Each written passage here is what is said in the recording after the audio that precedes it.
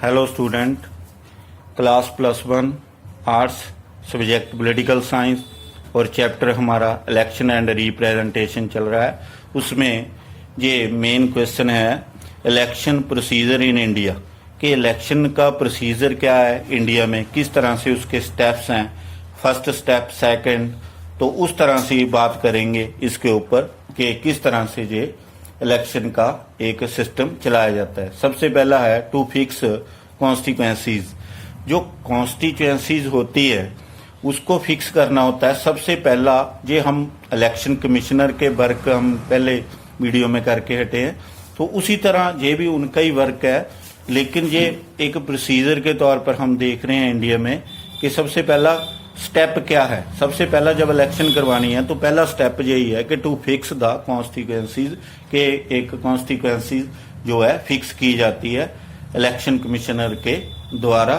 तो उसके बाद फिर उसमें कैंडिडेट जो अपने अपने इलेक्शन लड़ने के लिए तैयार होते हैं। फिर नेक्स्ट हम बात करेंगे कि प्रिपरेशन ऑफ इलेक्टोरल रोल्स।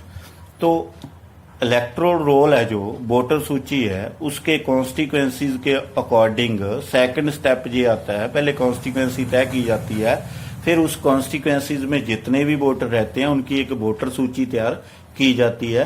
तो इस तरह से ये दूसरा स्टेप आ जाता है इलेक्शन प्रोसीजर का कि दूसरे स्टेप पर ये एक इलेक्टोरल रोल है जो वो तैयार किया जाता है, उसमें इम्प्रूवमेंट की जाती है, उसमें जो कमियां हैं वो दूर की जाती हैं। जिनकी डेथ हो गई है उनकी वोट काट दी जाती है, जो नई वोट है वो उसमें शामिल की जाती है। इस तरह से ये एक इलेक्शन के लिए एक प्रिपरेशन ऑफ इलेक्टोरल रोल्स किया जाता है सेकंड स्टेप में। ये थर्ड स्टेप है जो वो अनाउंसमेंट ऑफ इलेक्शन डेट। फिर इलेक्शन की डेट को अनाउंस किया जाता है कि इस दिन ये इलेक्शन होने वाली है इन कॉन्स्टिट्यूएंसीज में। तो ये एक अनाउंसमेंट की जाती है थर्ड स्टेप के ऊपर। पहले कॉन्स्टिट्यूएंसी तैयार की जाती है, फिर वोटर सूची तैयार की जाती है, फिर अनाउंस कर दी जाती है कि इलेक्शन इस डेट को होने वाली है। तो नेक्स्ट स्टेप आएगा वो है अपॉइंटमेंट ऑफ इलेक्टोरल स्टाफ। तो अब हमने सारा सिस्टम को तैयार कर रखा है इन्होंने, इलेक्शन कमिश्नर ने, और उसके बाद फिर वो एक इलेक्टोरल स्टाफ भी एक एस्टैब्लिश करेगा, अपॉइंट करेगा, जिन्होंने इलेक्शन करवानी है अपनी अपनी कॉन्स्टिट्यूएंसीज में। फिर कॉन्स्टिट्यूएंसीज को एक पोलिंग स्टेशन में डिस्ट्रीब्यूट किया जाता है, तो डिवाइड किया जाता है उस तरह से। फिर उनको जो मटेरियल है वो सारा डिस्ट्रीब्यूट किया जाता है उनके लिए, ताकि वो वोटिंग का प्रोसीजर है जो सही तरीके से तैयार करवा सके और चला सके और सही वोटिंग करवा सकें। तो इस तरह से एक अपॉइंटमेंट की जाती है इलेक्टोरल स्टाफ की। फिर फिफ्थ स्टेप आता है टू एस्टैब्लिश पोलिंग स्टेशन। अभी मैं बात करके हटा हूं। तो पोलिंग स्टेशन भी एस्टैब्लिश किए जाते हैं अलग अलग जगह पर। फिर उनमें जो एक जैसे कॉन्स्टिट्यूएंसीज में एक रिटर्निंग ऑफिसर होता है, एक प्रिजाइडिंग ऑफिसर होता है, बाकी उनके असिस्ट करने वाले कुछ एम्प्लॉयज लगाए जाते हैं, फोर्स भी होती है। तो इस तरह से ये एक अगला स्टेप है to establish polling station.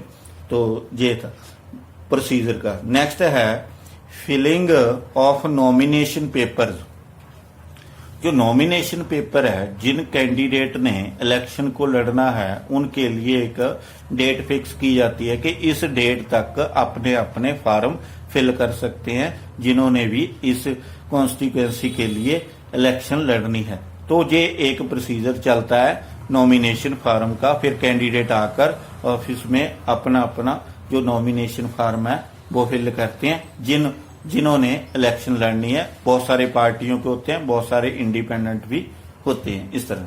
Next है स्क्रूटनी ऑफ नॉमिनेशन पेपर्स। फिर उनकी जांच की जाती है पेपर्स की जो फिल करके गए हैं कैंडिडेट। कई बार उनमें बहुत सारी कमियां निकल आती हैं, तो उस तरह से फिर उनको रिजेक्ट भी किया जाता है।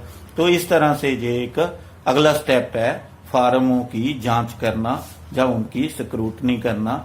इनके लिए ये एक प्रोसीजर में आता है। नेक्स्ट है विदड्रॉल ऑफ नॉमिनेशन।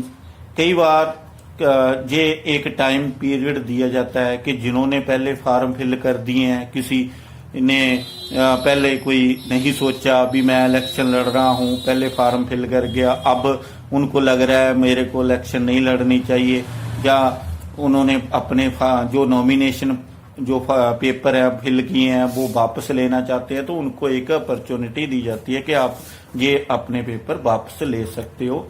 तो अगर नहीं लेते तो फिर उनके लिए एक बैलेट पेपर तैयार हो जाता है। जब ईवीएम मशीन के ऊपर एक पेपर तैयार हो जाता है जिनमें उनको सिंबल्स दिए जाते हैं, फिर उनकी इलेक्शन होती है, फिर उनकी जो डिक्लेयर होगी रिजल्ट भी डिक्लेयर होगा।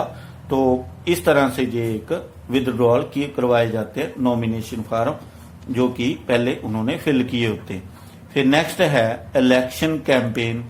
फिर हर एक पार्टी अपना अपना कैंपेन करती है, प्रचार करती है, अपना जो रैलीज करती है, हर एक तरीके से वो अपने अपने जो तरीके से लोगों को इन्फ्लुएंस में लेती है, वोटरों को इन्फ्लुएंस में लेती है, घर घर जाकर कैंपेन करती है। तो उस तरह से अपनी अपनी तरफ वोट डालने के लिए प्रचार करते हैं। ये एक इलेक्शन का प्रोसीजर है। नेक्स्ट है पोलिंग। फिर कैंपेन के बाद उसके बाद जब बंद हो जाता है कैंपेन, एक डेट फिक्स होती है इलेक्शन की, उस डेट को फिर पोलिंग होनी होती है। तो सुबह जो इलेक्शन पोलिंग होने शुरू हो जाती है और शाम तक ये पोलिंग का प्रोसीजर चलता रहता है। तो उसके बाद नेक्स्ट स्टेप आ जाता है काउंटिंग ऑफ वोट्स। तो जो भी कलेक्ट करके रखी होती है, ईवीएम मशीन हो, बैलेट बॉक्स हो, तो उनकी एक डेट फिक्स करके उस दिन काउंटिंग स्टार्ट हो जाती है वोट की कि किस कैंडिडेट को ज्यादा वोट पड़ी हैं, उसको वो एक डिक्लेयर कर देते हैं। तो उसी तरह से अगला स्टेप जो लास्ट स्टेप आता है डिक्लेरेशन ऑफ द रिजल्ट। तो एंड पर जो उनका प्रोसीजर का एंड है इलेक्शन का, वो है डिक्लेरेशन ऑफ रिजल्ट के रिजल्ट को डिक्लेयर कर देना कि इन कॉन्स्टिट्यूएंसीज में जे जो कैंडिडेट है वो विजयी घोषित किए जाते हैं। तो इस तरह से ये एक प्रोसीजर चलता है इलेक्शन प्रोसीजर इन इंडिया में। तो हम दोबारा से थोड़ा रिपीट करेंगे इसको। टू फिक्स कॉन्स्टिट्यूएंसीज पहला स्टेप है। फिर second step preparation of electoral rolls, जो वोटर सूची तैयार की जाती है सेकंड पर। फिर तीसरे पर जो इलेक्शन डेट है वो घोषित कर दी जाती है।